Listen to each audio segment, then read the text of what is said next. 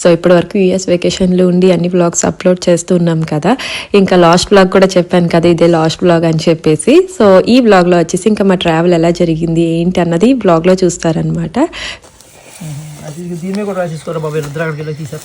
అమ్మో బాబోయ్, నీ పేరు రాసుకుంటావు నీవనా? మరి మా అమ్మకి పప్పకి ఇవ్వాలి లడ్డు.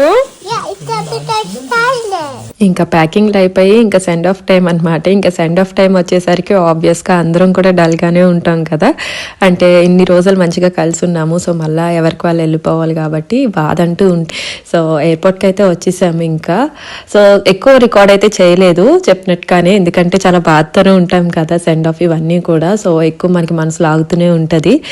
మిగతా సిటీస్ అవన్నీ ట్రావెల్ ఇవన్నీ ఎప్పుడైనా చేయొచ్చు, బట్ చిన్నప్పుడు వాళ్ళు ఎదిగిపోతే మనకి మళ్ళీ వాళ్ళకి అంత రిలేషన్ ఎఫెక్షన్స్ అన్నవి మనం ఇవ్వలేమన్నమాట. అదేమైందంటే బాగా పీక్ వింటర్ లో ఫుల్ ఎప్పుడు లేనంత స్నో ఉందన్నమాట. కరెక్ట్గా మేము